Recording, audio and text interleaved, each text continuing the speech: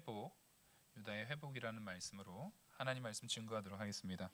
우리가 이 에스겔서 이 말씀은 그 마른 뼈가 살아나는 이 말씀, 이건 찬양이라든가 저 옛날에 이제 복음성가라든가 아니면 이야기로는 많이 들었던 말씀인데 생각보다 설교가 많이 되어지는 말씀은 아니에요. 이 말씀이. 근데 사실 이 마른 뼈가 살아나는 이 회복에 대한 말씀은 이 하나님께서 이 세상을 창조하실 때 사람을 처음 창조할 때 흙으로 빚어서 그 생기를 코에 불어넣는 장면과 굉장히 많은 이 흡사한 모습을 보여주는 요소이기도 합니다. 그래서 이 본문을 우리가 생각할 때는 하나님께서 새 생명으로 살리신다라는 것, 우리에게 처음 생명을 주셨던 그 모습을 떠올리면서 하나님께서 죄로 죽은 우리를 새 생명으로 살리신다라는 것을 그런 상징적으로나 형상적으로 제일 잘 보여주기 위한 하나의 장치로 보여주신 이 비유라고, 이 예언이라고 우리는 볼 수 있습니다. 이 환상 가운데 이렇게 보게 하시는 거죠. 근데 이 본문 속에서 일단 우리가 특징적으로 볼 수 있는 게 대언하여가 되게 많이 나옵니다. 이거는 우리 성도님들은 익숙하시잖아요. 제가 기도할 때 되게 많이 하는 말입니다. 습관처럼 항상 제가 개인적으로 기도할 때도 많이 하는 말인데, 이 말씀에 대한 능력이 전하는 자에게 있지 않고 하나님께 있음을 우리는 분명히 알아야 합니다. 그래서 우리 성도님들께서 제일 중점적으로 보셔야 되는 것은, 먼저 어쨌든 목회자를 통해서 배우지만 말씀을 통해서 이렇게 배울 때에 이 말씀이 하나님의 말씀과 옳은가, 하나님의 말씀대로 말씀하는가, 그래서 그 부분을 우리가 분명히 분별할 수 있는 신앙을 우리 개인이 가져야 돼요. 우리가 종교개혁의 역사, 그러니까 초대교회 때부터 교회사의 역사를 쭉 보면 제일 큰 복은 좋은 설교자를 만나는 복입니다. 근데 제일 최악의 형벌은 거짓 선지자를 만나는 거예요. 이것만큼 심각한 게 없어요. 그래서 종교개혁이라는 것 자체가 뭡니까? 거짓 선지자, 말 그대로 성경 말씀 그대로를 하는 것이 아니라 성경 말씀을 교환권을 위한, 혹은 이 그때 당시에 큰 성전을 짓는 게 로만 가톨릭의 주된 사업이었거든요. 그래서 면죄부를 당시에 팔 때도 그 성 베드로 성당을 짓느라고 면죄부를 판 거예요. 그 돈을 확보하기 위해서. 그런 일들에 의해서 성경을 자기들 마음대로 해석하고 마음대로 바꿔버리는, 그러니까 오직 우리 주 예수 그리스도의 은혜와 사랑으로 구원받는 말씀이 아니라 오직 하나님의 말씀 안에서, 오직 하나님의 능력 안에서 그 말씀대로 순종하는 그 신앙, 예수 그리스도를 통해서만 구원받는다는 것이 아니라 교황에게는 면제권이 있어서 교황이 쓴 그 면제부만 받아도, 돈 주고 사도 얼마든지 구원받을 수 있다. 지옥 갔던 사람도 연옥에 있는 사람이라 할지라도 그 면죄부를 사고 동전이 딸그랑 하는 떨어지는 소리와 함께 바로 천국으로 옮겨진다라는 거짓말을 버젓이 할 수 있었던 거예요. 왜 그렇습니까? 하나님의 말씀에 대한 가치를 하나님의 말씀이라고 보지 않는 거예요. 우리는 이 에스겔 선지자가 전하는 모든 말씀 가운데 하나님께서 너의 입을 사용하지만 너는 내 말을 그대로 대언하라는 얘기를 합니다. 맞아요. 우리는 이 말씀, 하나님 말씀에 대해서 오늘 아까 그 광고 시간에도 막 필사하는 거, 성경 일독하는 거 그 얘기하셨잖아요. 성도는 이거 힘써 해야 됩니다.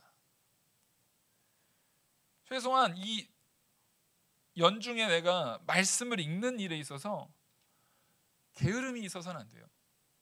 왜냐하면 나를 사망에서 생명으로 옮긴 게 뭡니까?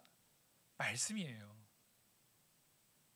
우리가 무언가에 대해서 내가 동의했다, 동의하지 않았다, 이런 게 상관이 없어요.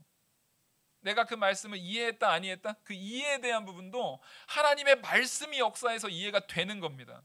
여러분, 나의 지혜로 이해력에 의해서 이해가 되는 게 아니에요. 목회자가 좋은 설득의 말로 여러분들을 설득했기 때문에 이게 믿어지거나 이해되는 것이 아닙니다. 오늘 말씀에서 그 부분을 여러분들이 꼭 깨달으셔야 합니다. 지금 하나님께서 오늘 본문을 보시면 누구한테 말하고 있습니까? 마른 뼈들한테 말하고 있어요. 본문을 보시겠습니다. 여호와께서 권능으로 내게 임하시고 그의 영으로 나를 데리고 가서 골짜기 가운데 두셨는데 거기에 뼈가 가득하더라. 뼈가 가득해요. 기본적으로 뼈가 가득하다는 장면이 우리가 일반적으로만 생각해도 굉장히 괴기스러운 장면입니다. 전혀 그곳에 있고 싶지 않은 아주 익숙해질 수 없는 장면이에요. 근데 2절 보시면 나를 그 뼈 사방으로 지나게 하시기로 본즉 그 골짜기 지면에 뼈가 심이 많고 아주 말랐더라. 지금 에스겔을 통해서 그 뼈 사이를 지나게 합니다. 유대 사회 전통에 있어서 6월절 날이라든가 이때가 되면은 꼭 하는 행위가 있어요. 제사장들이라든가 레위 지파 사람들을 싹 이렇게 먼저 보내가지고 이제 6월절 그 절기가 되면은 각 지방에서 다 올 거 아니에요. 그럼 예루살렘 주변으로 이렇게 언덕과 산이 있습니다. 그 산에 석회를 바르는 일을 합니다. 석회를 왜 바를까요? 당시에 사람이 죽으면 당연히 장사를 지내야 되잖아요. 근데 우리나라는 장사를 이렇게 밑으로 파서 위에 이렇게 봉우리를 만들어서 무덤을 만드는 부분이라고 한다면 이스라엘 백성의 무덤의 형태는 어떻습니까? 이스라엘 땅은 기본적으로 석회질의 땅입니다.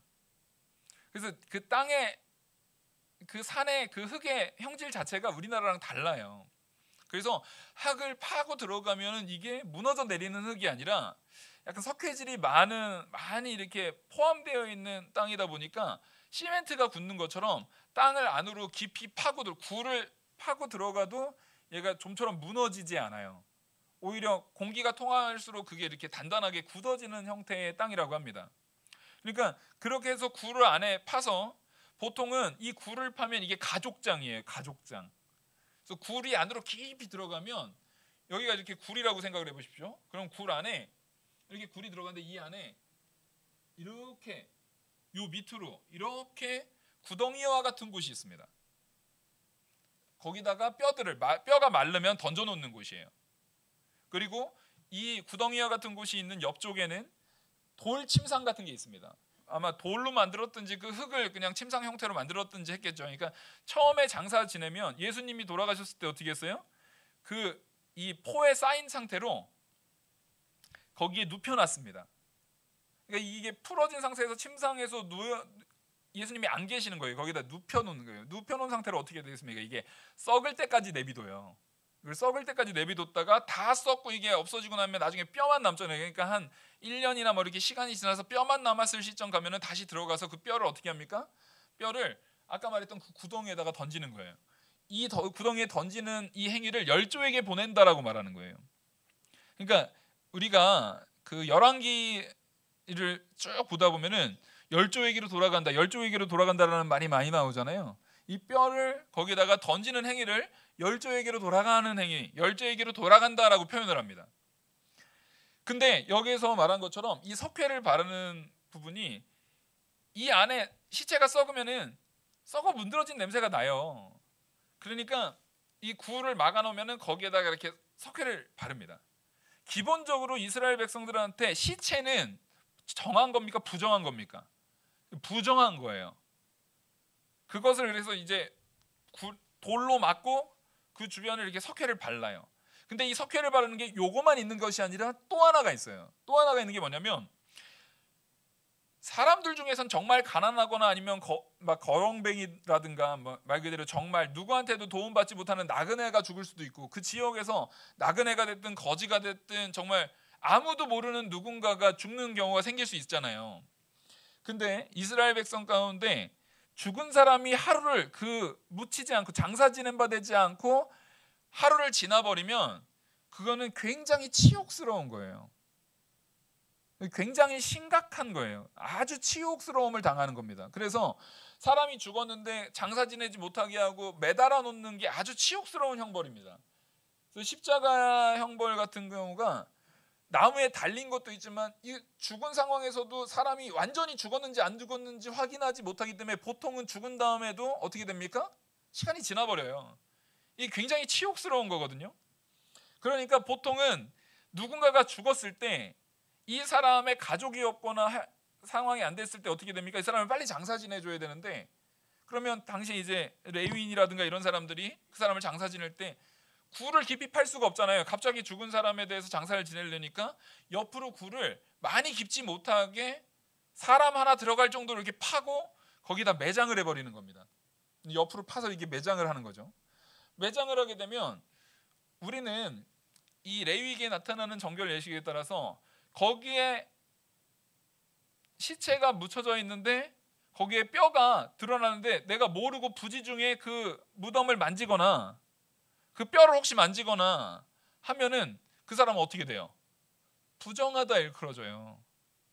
부정하다 일컬어지기 때문에 그 사람은 그걸 만짐을 통해서 유월절 그 절기에 들어올 수 있습니까? 없습니까? 못해요. 1년에 한 번 있는 유월절의 절기는 이 유월절에 참여하지 못하면 내가 말 그대로 열조에서 떠나서 저주 가운데 있다라고 생각하는 아주 심각한 일이에요. 그러니까 그런 일이 일어나지 않게 하려고 그런 무덤 자리, 혹시 이제 막 풍화작용이라든가 비에 의해서 흙이 쓸어 내려가 가지고 뼈가 드러난 곳 있잖아요. 그런 데를 여기에는 무덤이 있고 뼈가 드러난 곳이다라는 것을 뼈도 가리고 표시해 주느라고 거기다가 석회를 바릅니다. 그러니까 일종의 표시예요. 다른 지역에서 오는 하나님께 예배드리러, 하나님 앞에 그 절기를 지키러 오는 사람들이 뭐하지 않게? 부정하게 되지 않게 하기 위한 일종의 이제 서비스죠. 레위 자손들이 하는 그 서비스입니다. 그걸 하지 못하게, 그걸 건드리지 못하게, 건드려서 혹시 부정하게 되지 않게 하려고 그런 일들을 합니다. 이만큼 이 시체, 뼈라는 것 자체가 이스라엘 사람들한테는 굉장히 부정한 거예요. 이미 죽은 거예요. 당연히 장사 지냈어야 되는데 지금 여기의 모습은 어떻습니까? 장사 지낼 수 없을 만큼, 누구도 장사 지내줄 사람이 없는 거예요. 아무도 장사 지내줄 수 있는 사람이 없을 만큼 완전히 진멸당한 상황입니다. 소망이 없는 상황이에요. 그 치욕 가운데 모두가 다 노출되어 있음에도 불구하고, 그 비참한 상황 가운데 모두가 다 노출되어 있음에도 불구하고 그 누구도 그걸 뭐 해줄 수가 없어요? 해결해 줄 수가 없는 그런 비참한 상황이에요. 그런 비참한 상황에 놓여져 있는데 에스겔에게 하나님께서 그 부정한 자리를 걸어가라는 겁니다. 그 부정한 자리를 지나가라고 하는 거예요. 하나님의 말씀을 전하기 위해서 그 죄악된 자리, 도저히 함께할 수 없는 그 죄악된 곳, 그곳으로 누가 직접 가시는 겁니까? 하나님께서 대언자로서 에스겔을 세워서 하나님의 말씀이 그곳에 임하는 겁니다. 바로 누구에게 임했던 것처럼요? 죄인된 나에게, 죄인된 우리에게 예수 그리스도께서, 도저히 하나님이신, 삼위일체 하나님이신 예수님께서, 부정해서 더러운 우리와는 도저히 함께 있을 수 없는 예수님께서 우리와 함께 하시는 것처럼 죄악된 우리에게, 그 마른 뼈와 같은 우리에게, 그 부정한 우리에게 그리스도께서 임하시는 거예요. 그 말씀이 임하시는 거예요.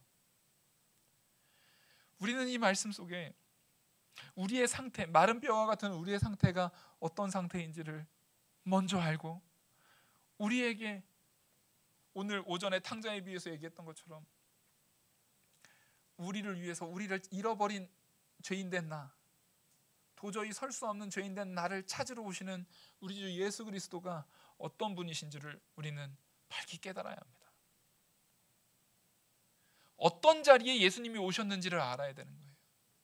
창조주 하나님께서 얼마나 더럽고 추악한 자리에, 도저히 섞일 수 없는 그 자리에 우리 주 예수 그리스도께서 아버지 하나님의 명령을 순종하심으로, 아버지 하나님을 사랑하시는 그 사랑 가운데 우리의 형이 되셔서 오히려 우리를 찾으러 왔다라는 것을 우리는 이 말씀에서 연결지어서 우리가 가질 때 큰 은혜를 누릴 수 있습니다.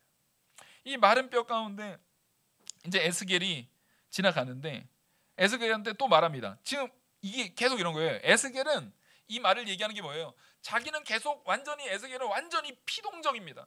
완전히 수동적이에요. 자기 스스로 능동적으로 하는 게 아니에요. 내 몸이지만 누구의 말대로만 계속 움직여지는 겁니까?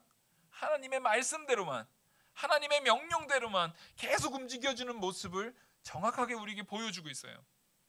그래서 목회자가 암만 말씀을 전한다 할지라도 이 말씀은 전적으로 하나님의 말씀으로 우리가 받아야 합니다. 그런데 아까 그 로마 카톨릭 얘기를 했던 것처럼 그들처럼 잘못된 말씀에 완전히 위배된 성경 말씀을 전혀 바로 이해하지 못하는 잘못된 말씀으로 증거할 때는 어떻게 합니까? 그걸 막으셔야 돼요. 여러분, 이 교회가 더러워지는 게, 여러분 잘 생각하셔야 됩니다. 교회가 더러워지는 게 새신자가 와서 교회를 더럽히실 것 같습니까? 교회가 제일 더러워지는 건 중직자일수록 교회를 더럽혀요. 그 중에서 가장 교회를 극단적으로 더럽힐 수 있는 사람은 누구예요? 여러분들이 지금 다 보고 계시잖아요. 여러분들이 지금 보고 계시는, 왜요? 모든 설교 때마다, 모든 예배 때마다 모든 시선은 누굴 향하게 돼 있습니까? 목회자를 향하게 돼 있어요. 목회자를 향하게 돼 있어요. 목회자 하나가 죄악 가운데 더러워져서 자기 유익을 구하고 자기의 모든 하나님의 말씀을, 아까 동생이 아버지를 자기의 부를 누리는 수단으로 사용했듯이 큰형도 아버지를 자기의 부뿐만 아니라 명예를 이 사회 속에서 유지하기 위한 수단으로 아버지를 이용했듯이 목회자가 하나님의 말씀을 자기 밥벌이 수단으로 혹은 자기의 영광을 영위하기 위한 수단으로 얼마든지 사용하고 있는 게 이 죄악된 사회입니다. 그 사회 가운데 우리가 이 교회에, 또 하나님께서 그 교회에 말씀을 맡겨주신 게 누구인 것도 사실이에요? 목회자인 게 사실이에요. 그럼 여러분 어떻게 하겠습니까? 먼저 제가 기도해야 돼요. 여러분, 교회의 제일 큰 절망은 기도하지 않는 겁니다. 기도하지 않는 교회는요, 제가 장담컨대 반드시 무너집니다. 한국 교회가 막 무너지고 있다라고 우리가 성도들은 다 느껴요. 한국 교회가 점점 줍니다. 주는 게 어디부터 줄어요? 주일학교부터 줄어요. 이 주일학교가 줄고 있는 상태에서 지금부터 한 30년이 지난다고 생각해 보시죠. 지금부터 30년 지나면 이 중에서 몇 명 남아 있을까요? 지금부터 30년 지나면 제가 70이 넘어요. 저도 이미 은퇴한 때겠네요. 그때 되면 이 중에서 몇 명 남아 있을까요? 근데 지금 이 오후 예배 때 지금 이 중에서 그때까지도 그래도 쌩쌩하게 일할 사람은 둘밖에 없네. 저기 에? 누군진 둘이 알 거예요 아마. 이거 심각한 거예요. 이거 웃을 일이 아니에요. 우리가 그래도 우리 영학교회는 소망이 있습니다. 둘은 있으니까. 그리고 둘 앉아 있으니까 얼마나 소망이에요. 다른 분들은 나 그렇게 나이 많지 않은데, 아니에요. 여기에서 쌩쌩하게 남을 거 둘밖에 없어요. 인정하십니까? 이게 지금 어떤 상황이지? 지금 현재 우리가 처해 있는 이 한국교회 상황이요, 마른 뼈와 같은 상황인 걸 우리는 받아들여야 됩니다. 지금 여기에 뭐가 임해야 합니까? 하나님의 말씀이 임해야 돼요. 하나님의 말씀이 임해서 지금 그 마른 뼈들이 살아나서 소망이 없어 보였던 그 죽어있는 자들이 살아나서 이 자리를 이제는 정말 30년이 아니라 40년, 50년이 지나도 쌩쌩할 사람들로 채워져 있어야 되는 겁니다. 하나님께서는 이 말씀 속에서 우리한테 뭘 줍니까? 소망을 주시는 거예요. 그 소망이 새 생명의 역사를 내가 이루겠다라는 거예요. 새 생명의 역사. 4절부터 보시겠습니다. 또 내게 이르시되 너는 이 모든 뼈에게 대언하여 이르기를 너희 마른 뼈들아 여호와의 말씀을 들을지어다. 이거 이상하지 않으세요? 누구한테 말해요? 마른 뼈들아. 마른 뼈들이 들을 수 있어요, 없어요? 마른 뼈들이 들을 수 있습니까? 마른 뼈라는 건 이미 죽은 지 한참 된 거라는 얘기예요. 마른 뼈라는 건 서서히 썩어서 사실은 썩고 나면은 뼈는 있어도 살짝 막 이렇게 붙어 있고 막 이렇잖아요. 근데 이게 다 썩어서 나머지 막 그 해충들에 의해서 그 살점까지도 다 갉아먹히고 그 뼈 안에 있는 진액들이 있어요. 그 진액들마저도 다 갉아먹히고 마르고 말라서 이제는 뭐예요? 그 주변에 도저히 냄새도 안 나는, 그 살들의 흔적 자체도 남아있지 않을 정도로 냄새도 안 나는 그런 뼈예요. 그런 뼈들에게 뭘 말하는 겁니까? 하나님의 말씀을 전하라는 겁니다. 여러분, 이게 교회예요. 우리는 자꾸만 성도들한테 말씀을 전하니까 알아서 듣겠지? 내가 마른 뼈인 줄 알아야 돼요. 아까 오전에 말한 것처럼 우리가 지난주에 말씀 들을 때 탕자일 때는 그 탕자가 나라는 걸 받아들이셨습니까? 아멘? 오늘은 큰형이니까 지난주 난 작은 아들이었으니까 오늘은 큰형은 누구예요 그러면? 오늘은 큰형이니까 심기욱 집사님이에요? 지난주에는 심기성 집사님이고? 아니에요. 그 탕자가 작은 아들이 나고 큰 아들도 나예요. 제가 오전에 이 말씀을 할까 안 할까 고민을 많이 하다가 일부러 안 했습니다. 생각할 시간을 드리려고.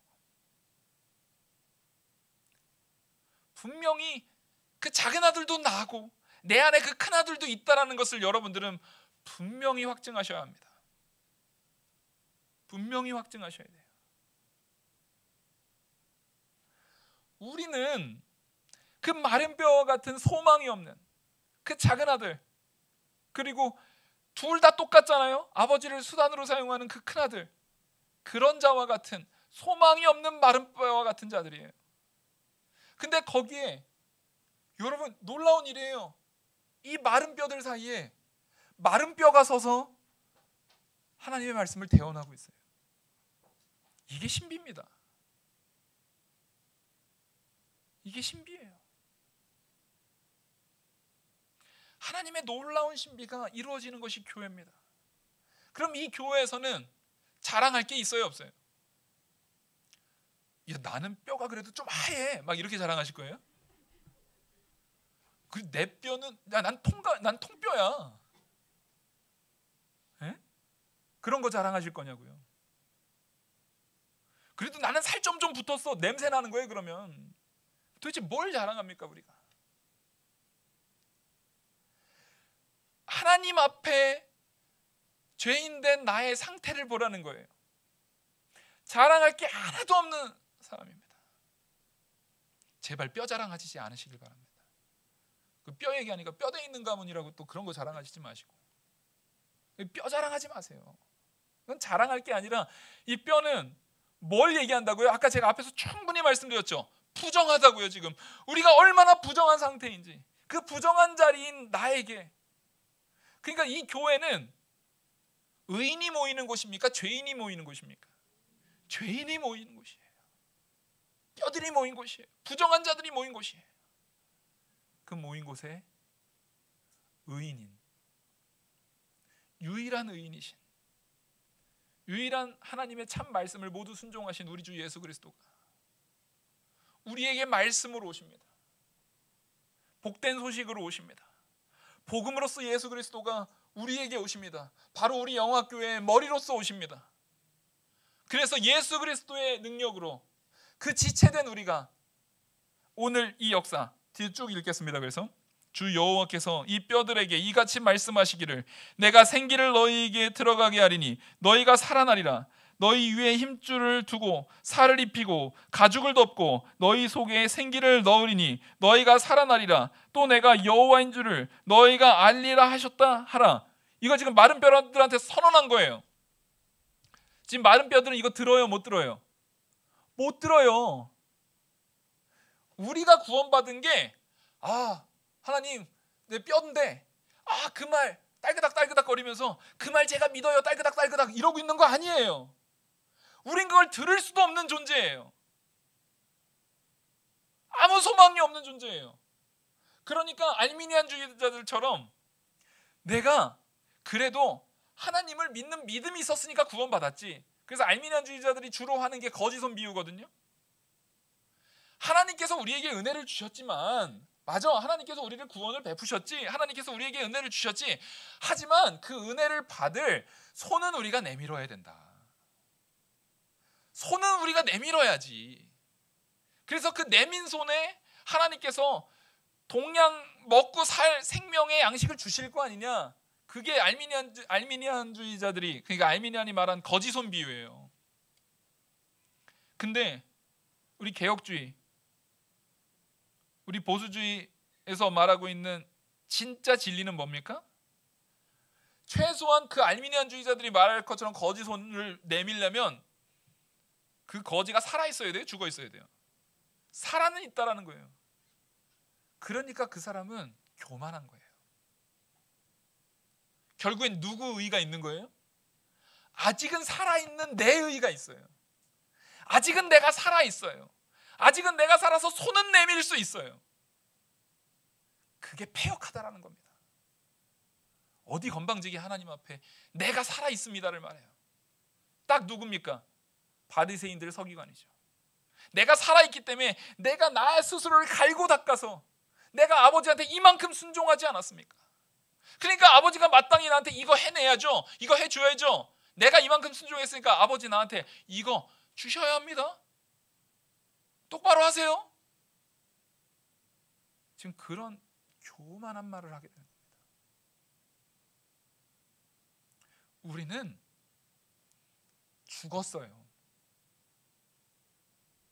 하나님 앞에 철저히 죽어서 말라서 비틀어진 뼈다귀입니다. 손을 내밀 수 있어요, 없어요? 그 뼈들에게 근데 도저히 손도 내밀 수 없고 반응도 할 수 없고 사실상 들을 수도 없는 자에게 누가 지금 선언하신 거예요? 누가 선언하신 거예요? 하나님께서 선언하신 거예요. 꼭 뭐와 같습니까? 무생물인 흙을 빚어서 그 흙에게 생기를 불어넣어 주시는, 온전히 하나님의 능력으로 아무것도 아닌 존재를 생명의 존재로 옮기신 하나님의 역사가 거기에 있는 거예요. 우린 그걸 믿어야 되는 겁니다. 그거를 이제 하나님께서 7절부터 이루세요. 이에 내가 명령을 따라 대언하니 대언할 때에 소리가 나고 움직이며 이 뼈 저 뼈가 들어맞아 뼈들이 서로 연결되더라. 내가 또 보니 그 뼈에 힘줄이 생기고 살이 오르며 그 위에 가죽이 덮이나 그 속에 생기가 없더라. 또 내게 이르시되 인자야 너는 생기를 향하여 대언하여 생기에게 대언하여 이르기를 주 여호와께서 이같이 말씀하시기를 생기야 사방에서부터 와서 이 죽음을 당한 자에게 붙어서 살아나게 하라 하셨다 하라. 이에 내가 그 명령대로 대언하였더니 생기가 그들에게 들어가매 그들이 곧 살아나서 일어나 서는데 극히 큰 군대더라. 자, 이걸 살리는데 뼈들이 한 역할이 있어요, 없어요? 엑스겔이 한 역할이 있어요, 없어요? 그냥 소리로 사용한 거예요. 세례 요한이 말한 것처럼 외친 자의 소리인 거예요. 하나님이 다 하셨습니다. 생기, 여기서 생기라는 게 루하흐입니다. 성령이죠, 성령. 성령을 말하는 거예요. 우리가 마침 사도행전을 하고 있는데 초대교회가 생기면서 그 안에 성령이 임하시니까 예수 그리스도를 통한 새 생명의 역사가 일어나는 거예요. 결국에는 아버지 하나님의 말씀에 누가 순종하는 거예요? 우리 주 예수 그리스도와 성령 하나님께서 순종하시는 거예요. 여러분 이거 잘 들어야 됩니다. 아버지 하나님, 그러니까 구원 사역이라는 것은 따라하겠습니다. 삼위일체 하나님의 공동 사역. 여러분 이거는 아예 성경에다가 적어 놓으세요. 그냥 삼위일체 하나님의 공동 사역이라고. 설마 성경 여기 이렇게 찢으시지 않을 거 아니에요. 앞에 적어 놓으세요. 이건 반드시 하셔야 돼요. 구원이 성부 하나님의 사역, 성자 예수님만의 사역, 성령 하나님만의 사역이 아니에요. 공동 사역이에요. 그래서 성부 하나님께서는 구원을 계획하셨고 성자 예수님께서는 구원을 완성하셨지만 그 구원을 우리에게 적용시켜 주시는 것은 또 성령 하나님이에요. 그러니까 이 세 하나, 성부, 성자, 성령 삼위가 계시지만 어떤 하나님이에요? 한 분 하나님이신 거예요. 한 하나님의 사역입니다. 절대 나뉠 수 없는 사역이에요. 근데 질서상 누가 순종하고 계시는 거예요? 성부 하나님의 계획하심에 성자 예수 그리스도께서 성자 하나님이 순종하시고 성령 하나님이 그 예수 그리스도의 이제 성령을 보내주시는 그 역사에 또 성령 하나님께서 순종하시는 거예요. 이거는 지위의 상하 고하의 문제가 아니에요. 이거는 질서상 순종의 모습인 겁니다.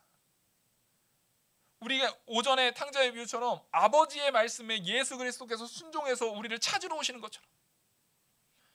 그래서 이걸 절대 어떻게 바라보면 안 돼요?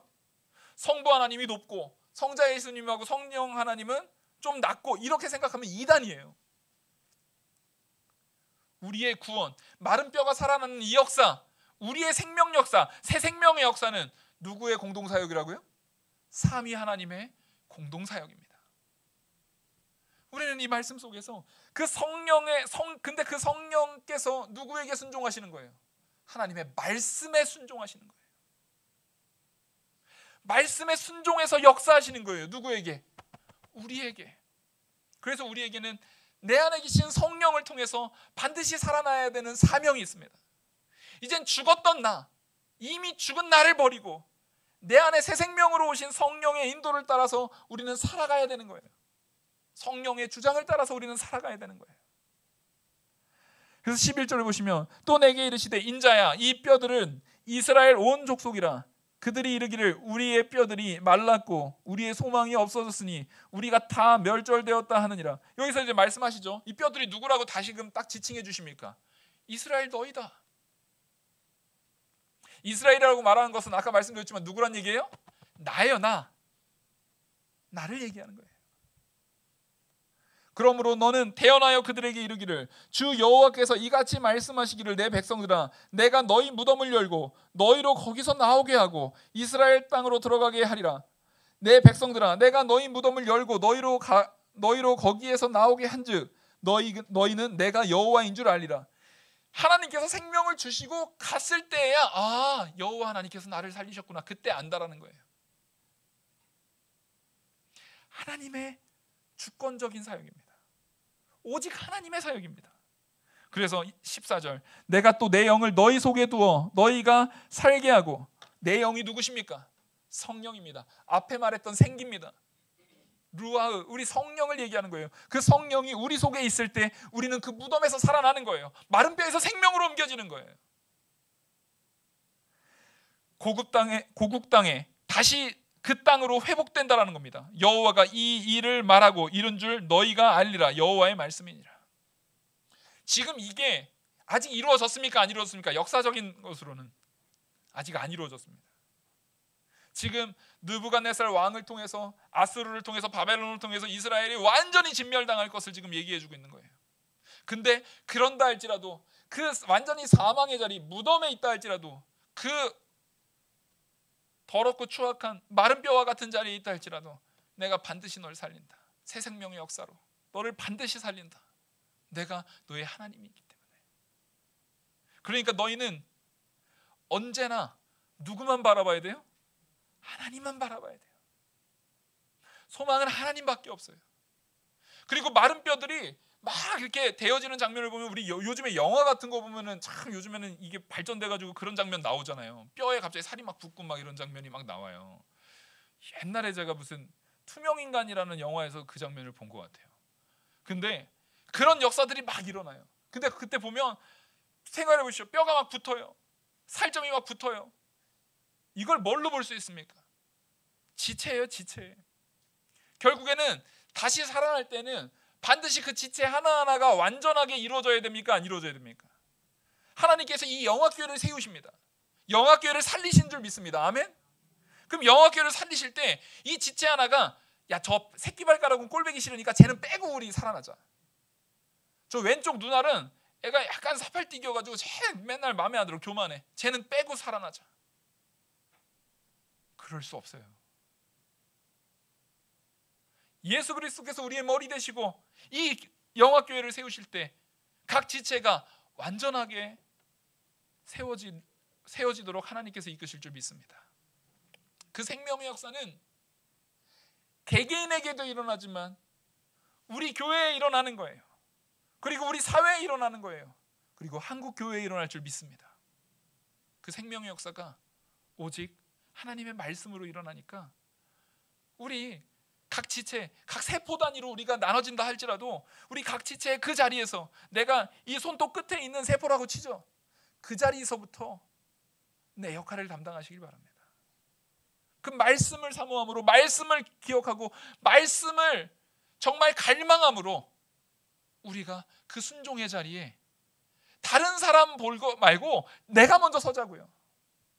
그리고 혹 누가 순종하지 못하면, 누가 혹 바로 서지 못할 수 있을 때 책망하지 말고 그를 위해서 기도해 주자고요. 아까 그래서 제가 말씀드리지 않았습니까?